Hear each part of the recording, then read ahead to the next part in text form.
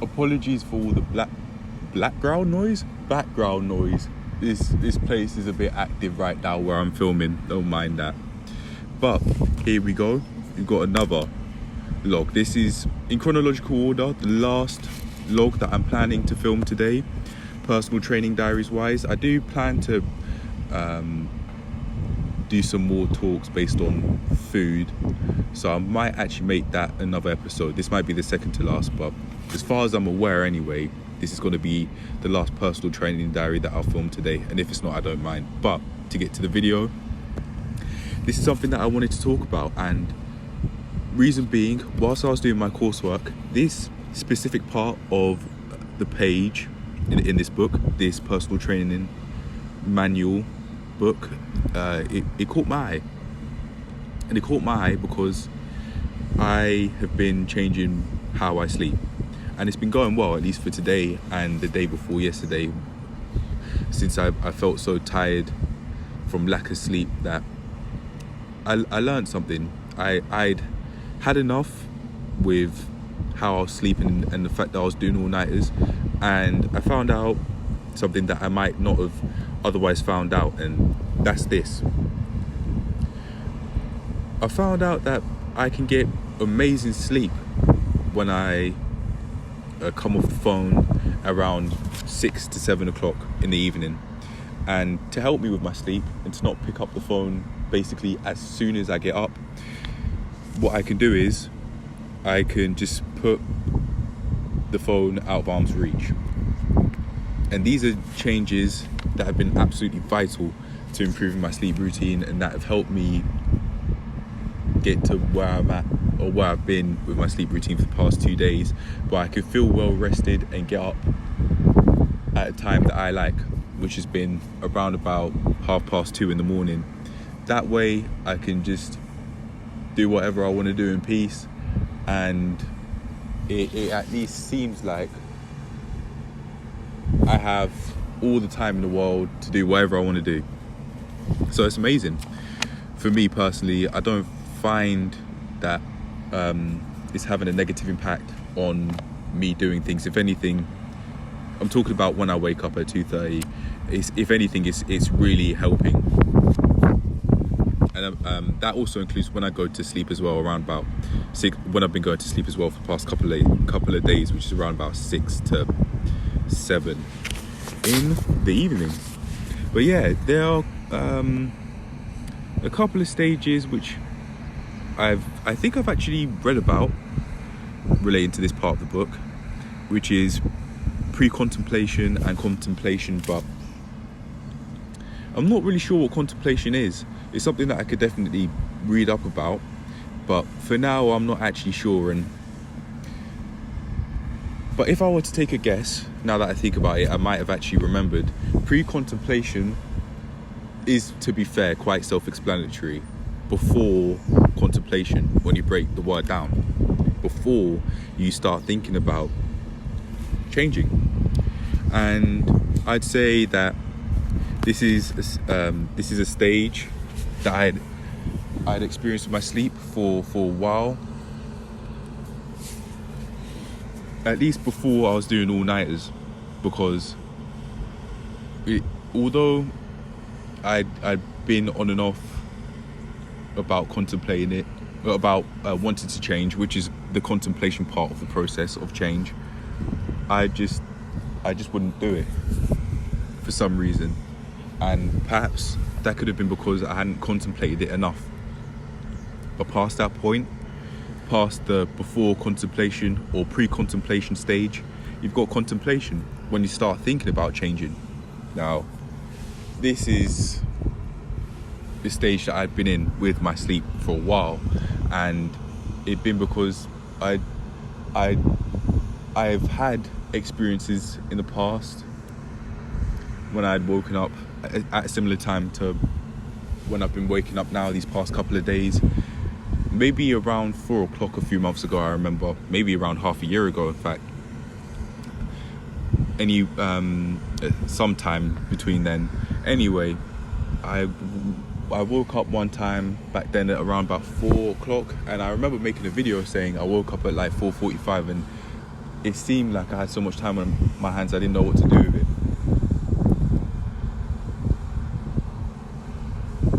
I think I could have stored that within one of many subconscious memories and had that as a reason to change and to sort my sleep routine out, which could have been a part of the contemplation process for sure. But this is, I can say from personal experience, this is definitely a necessary part to change. Definitely. And I can, from now on, always refer to this book and also the level 2 manual, the gym instructing manual that I've got, in order to help me with these sorts of things. During these sorts of situations, at least before this point, when I'd be trying to change, I don't know why, no, I might have been thinking that I just wouldn't understand why it'd be so difficult for me to do the things that I'd want to do. And this could go for anything really, such as like improving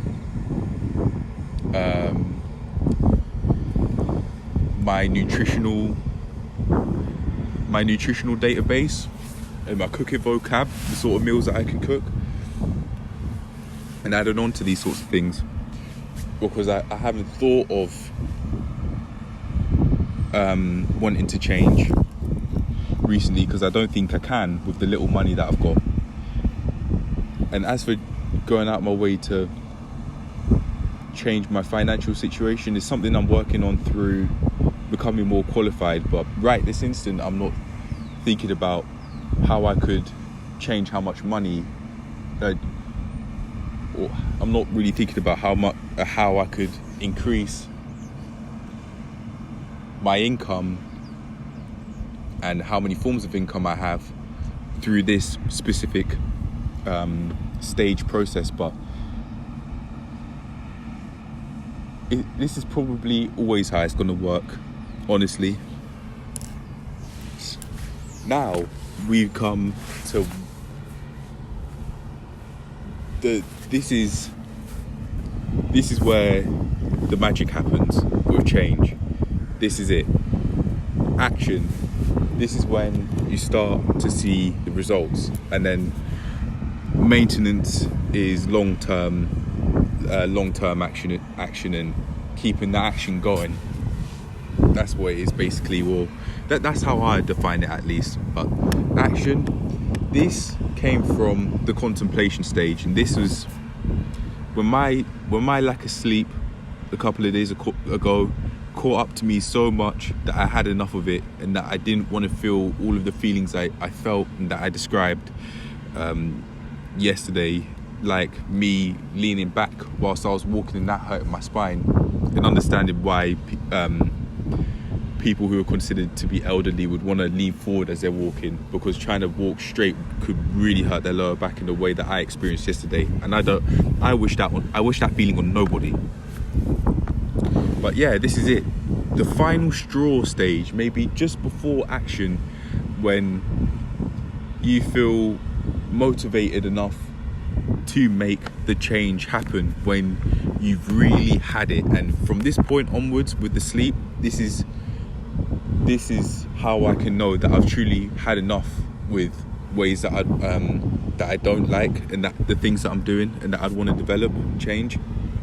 It's this, the final straw, the contemplation stage, when it gets to the end part, or the end phase of the contemplation stage, I'll say.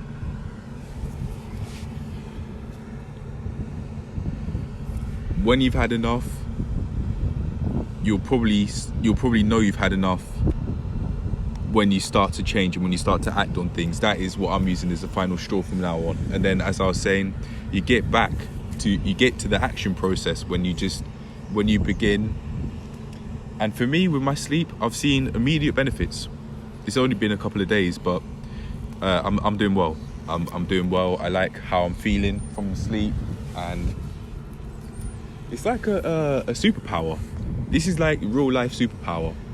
Forget Batman, yeah, who doesn't really truthfully have superpowers. He just has a lot of equipment.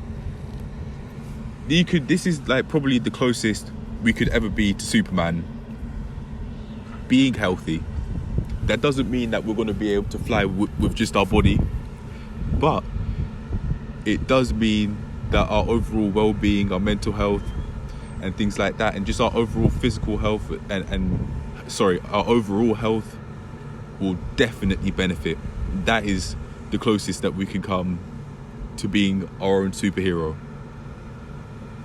And with the improvements that I've made with my sleep, it's definitely something that I want to keep on doing, being my own superhero. I've never really thought of it like this, but I don't really have a problem with being my own role model.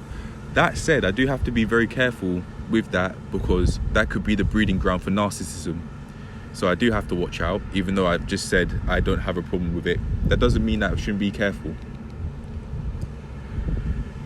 I could definitely work on being my own superhero, because, I mean, what fun is life without really thinking, without being able to trust in yourself, and without being able to believe that you can do the things that you want to do, and you can live the way of life that you want to live. And for me personally, something would probably be an example of being my own superhero would probably be learning a different language other than just being able to speak English. My dad is trilingual. My mum is bilingual, but here I am only having monolingual abilities. I said to myself that I want to go on the path of having polyglot, being able to speak over 4+ languages, and yet I haven't started. I could be my own superhero by going down that path of actually learning how to speak a foreign language, and I could start by speaking maybe a European one to begin with, because that's what I was learning in GCSEs. For instance, German and French. And whilst I was in A-levels, I was also doing Spanish in my own time, but it wasn't a specific A-level that I picked. I did biology, chemistry and maths, and I did an EPQ in elephant endangerment. That's what I did. And ever since A-levels, I'd say, I'd been wanting to not waste that potential that I had to be able to learn foreign languages, because I really believed that I was obviously talented. I obviously had that ability ever since GCSEs, and it's not something that I've wanted to let go. It's something that I've wanted to develop. And a part of that was probably because I had a friend that had polyglot abilities. We just naturally separated, not because I dislike him or because he dislikes me, but instead because we just parted ways as we went to different universities, and as people were just starting to do their own thing past A-levels. And I really liked it. He, to me, with foreign languages, was a role model. There were so many different languages that he could speak. He obviously was so passionate with just the art of foreign languages, and maybe even linguistics itself. I think, as far as I'm aware, linguistics means like how languages work, or something like that anyway. But cut a long story short, he could speak, he could talk the talk. He really did walk the walk with learning foreign languages. He could speak Russian, he could speak Arabic, I think he could even speak a little bit of Vietnamese. He could speak French, German, Spanish, Italian. The guy was no joke. He was obviously talented with not only foreign languages, but just academic studies as a whole. Straight A, as far as I'm aware, straight A student. Like, absolutely amazing role model person. Yeah. There was one major thing that he did though that I really disagreed with, which I won't get into, but as for academic talents, amazing. And that's definitely something that I'd want to follow. Not because I necessarily care for trying to get extremely high grades in school. I don't go to school anymore, but because I would like to do the things that I'd say I want to do.